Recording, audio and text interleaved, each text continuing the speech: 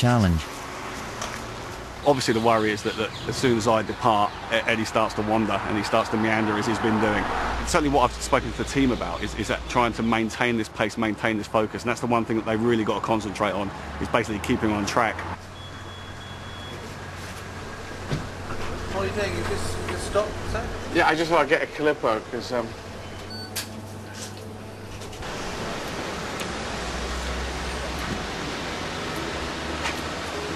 it's very good.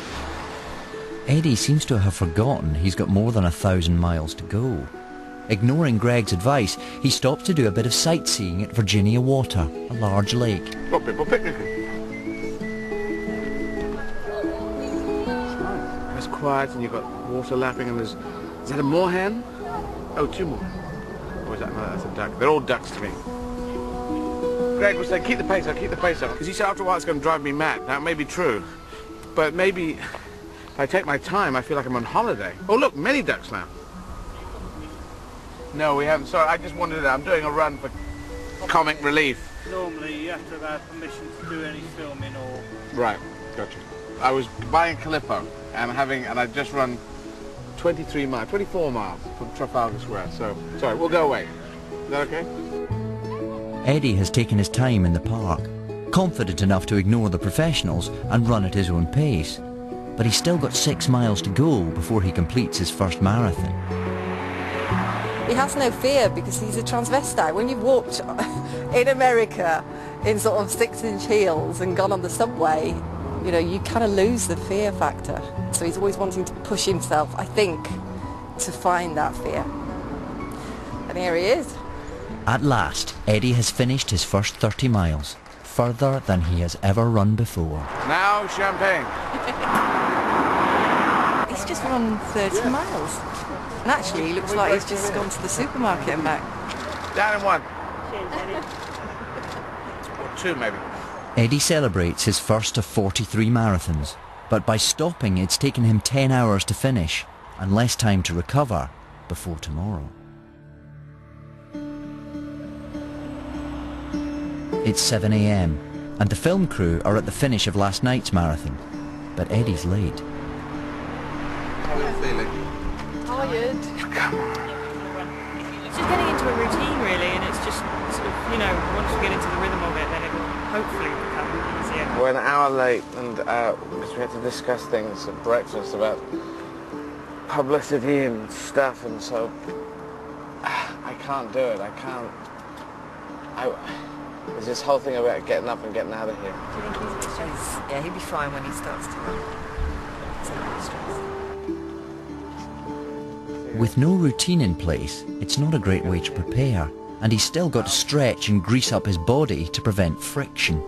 What changed? Oh, well, as I was shoving it down in my underpants, you have to guess answers on a postcard to Blue Peter. What chafes? It's actually a program now called What Chafes. It's mainly your testicles and your penis. Is that what you wanted? I'll check at 8 miles. You want to do chafe watch? Even if Eddie can't complete all the marathons he plans to run, he's determined to get to his old home in Wales, where he lived with his late mother.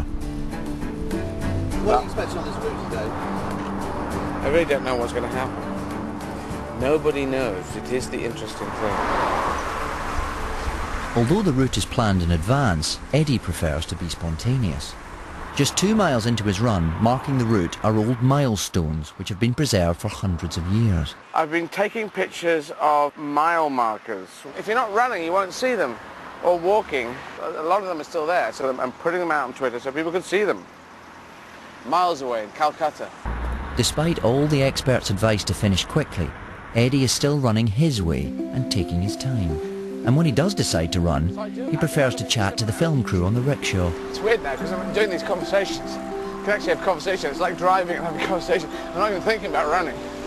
It's just like, you can do anything. Which I think is the trick. And then you go, oh shit, we've done another 8 miles. He uses anything he can to distract himself from the pain of running. When his feet ache, he improvises, knocking on a stranger's door. Here we go. Do you know what this is? It's some kind of blanket weed. It's nice to run your feet through it. You take care. Thanks, Richard. In the busy town of Basingstoke, he helps himself to lunch by the roadside. Blackberries, which takes me back to being 4 years old. Go on. Ah, good. Later, Eddie's ice cream van arrives, motivating him more. Are you getting a 99? So you can show it the first customer ever. It will follow him round the UK, giving out free ice creams and getting people to donate to sport relief. For 8 hours, Eddie's tactics seem to have worked, but now he's really starting to feel the strain. The legs, nothing's pulled, but they're tired. But he pushes himself through the pain barrier to run 30 miles, Still gravy. completing an extraordinary 2 marathons in 2 days. 2 for 2. Soon sleep. My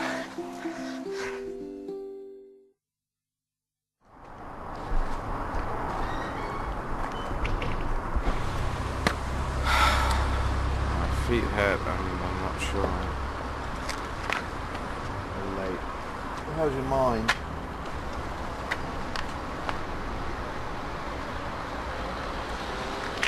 I'm trying to get a system going, there's no system.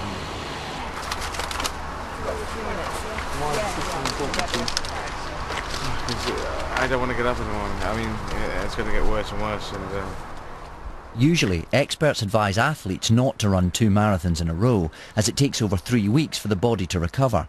But Eddie is about to run 3 in a row, and he's had little recovery time. Are you all right, Eddie? Yes. You stiff? no, it all hurts. I'm not going to bed early enough because I just don't finish early enough. It's about 4.5, 5 hours sleep.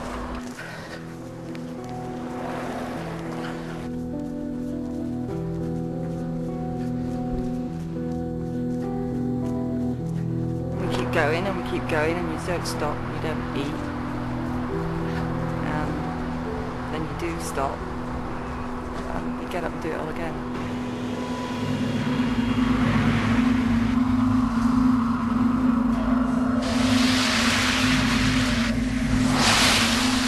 Rain is hell. That's my biggest nightmare. I was attacked by rain when I was a child. I'm not feeling dreary. If I get to dreary, I'm done for. I've got to keep this happy. But very few other people around. With the endless rain obscuring the scenery, there's nothing to distract him from the pain. Every step becomes a mental struggle. Yeah, I'm tired. But if I think that I'm tired, then I'm very tired. This endless road. I think the Romans built this one. It goes on forever. This is long. It's gone 11 hours.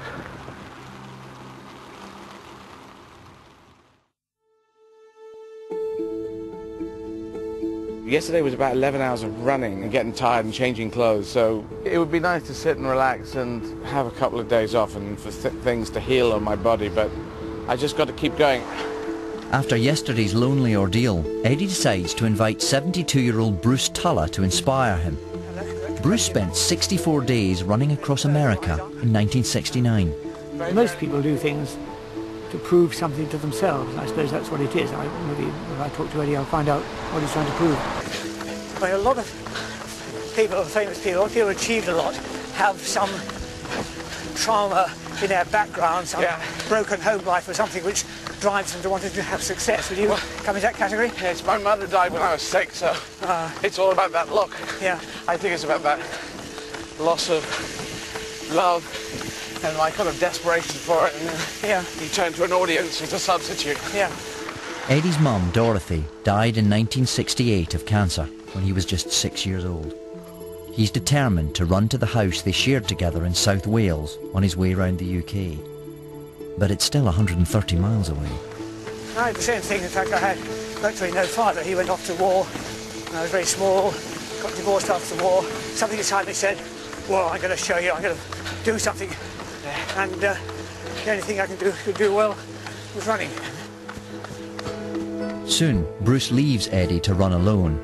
His pace drops dramatically, taking hours to reach the town of Devizes. I hadn't seen anyone for ages. Everyone had disappeared, and I'd been running and trudging and having a bad time of it for about 10 miles. So I was really kind of pissed off when I got to Devizes.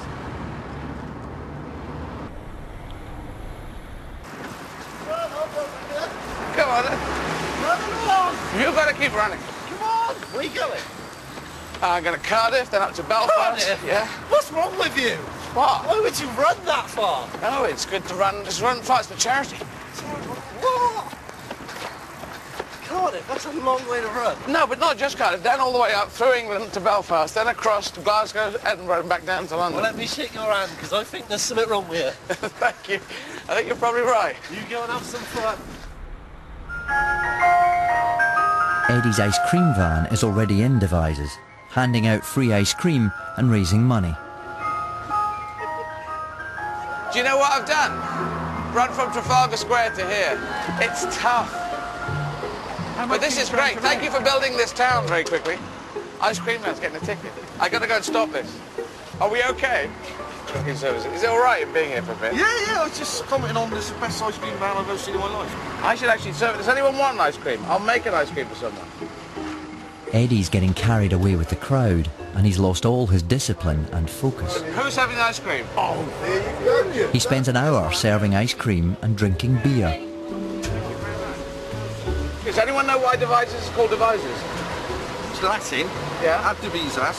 Ah. At the boundaries. I gotta keep going. I'm behind, aren't I, on time? Yeah. I normally should finish it this time. I'm only halfway round. Jill finally manages to pull him away from the crowd. She's keen to check his body and get him running. Are you alright? Eddie's got blisters on his feet, an athlete's worst nightmare. He's just got a couple of blisters now and he's got some pain and just on the arch of his foot. Here we So go. I'm just putting a bit of strap around it here to give him a bit of added support. Without constant medical attention, his feet could become infected. Downing another beer, Eddie eventually decides to get on with the challenge.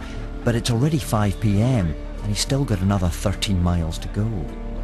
He's chosen a shorter route to the finish, but he has no idea what the running conditions will be like. The canal. Let's go down the canal. And now we're going off-road. The director would like me to inform the audience that as we go along the canal here from Devizes, past wonderful people relaxing, as we go all the way to Bath, that it could be a bit bumpy, because it is bumpy. This is a classic towpath from the industrial canal. The path is littered with potholes and sharp stones, making the uneven surface hard to run on. This is a bloody nightmare. And apparently there's a ton of locks along this way. A ton of locks, for fuck's sake. I had pain in the outside toes. It was really smashing into me, and I had another 10 or 12 miles to go, and I thought, no, that's too far to go at this point. The puddles have soaked Eddie's feet, providing ideal conditions for blisters to fester.